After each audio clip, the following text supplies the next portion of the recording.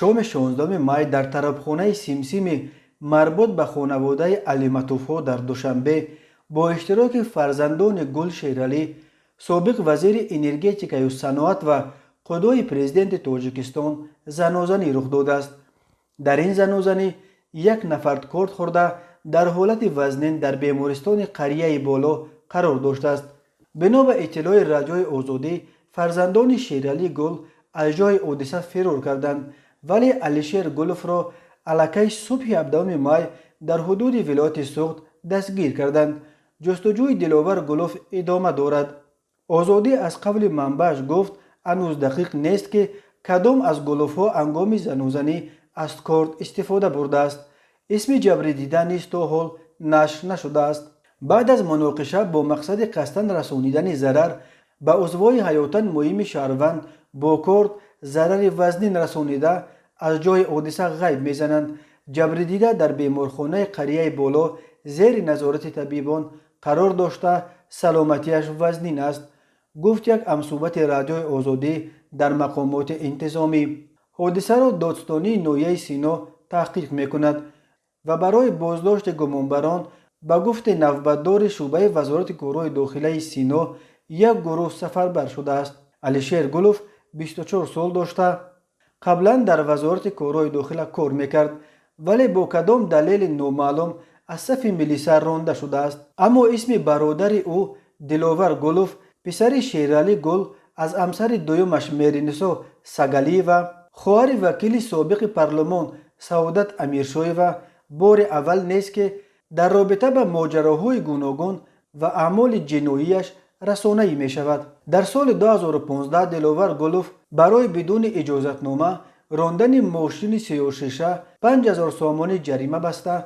ماه اوگوست همان سال با جرم میده اوباشی 10 روز حبس کردند. ماه اکتبر سال 2017 نام دلاور گلوف در رابطه با یک زنازنی در حضور ستاره های استرادا و لاتوکوب آوازخان آستان عزیز رسانه‌ای شد. همین طور دلاور گلوف 2 مارس سال 2018 در پی یک زنازنی در طرفخانه گلکسی در نزد تئاتر اپرا و بالت در مرکز دوشنبه همراه شوهر خواهرش دلشاد نورعلیزاده و 11 تن دیگر بازداشت شدند.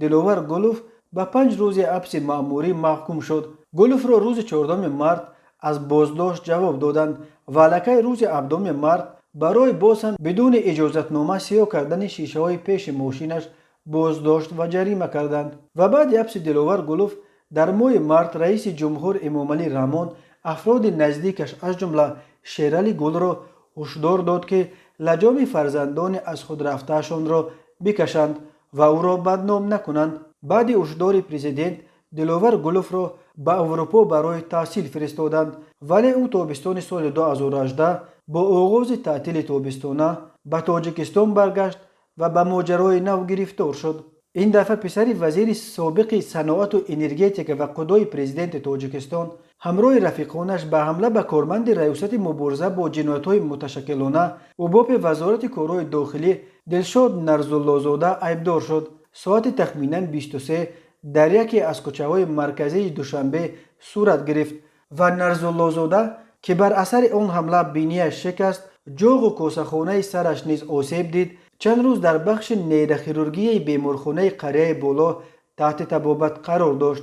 زنازنی بین دلاور گلوف و رفیقش با کارمندان میلیسا وقتی رخ داد که کارمندان اوباپ نیم شب ماشین گلوف را در یکی از کوچه‌های مرکزی دوشنبه منع کرده او را به آن ایبدار کردند که به حرکت رانندگان ماشین‌های دیگر خلل ایجاد می‌کند. دادگاه ناحیه شامنسور روز 2 نوامبر سال 2018 دلاور گلوف را به 1 سال زندان محکوم کرد.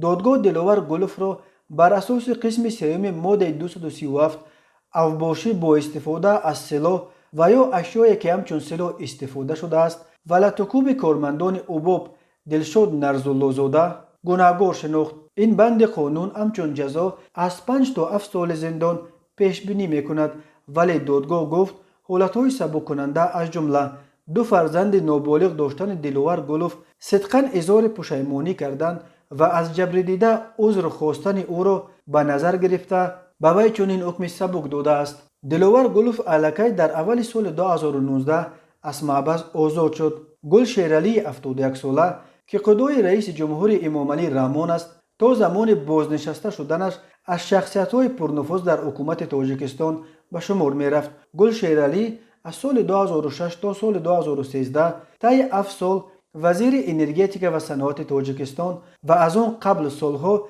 رئیس کمیته دولتی سرمایه‌گذاری و اداره اموال دولتی تاجیکستان بود. سالهای آخر او را برای بخش تاجیکستانی ساختمان لوله گاز ترکمنستان خطای را به عهده داشت، ولی بحران اقتصادی اجرای این طرح بزرگ استراتژی را به تأخیر انداخت.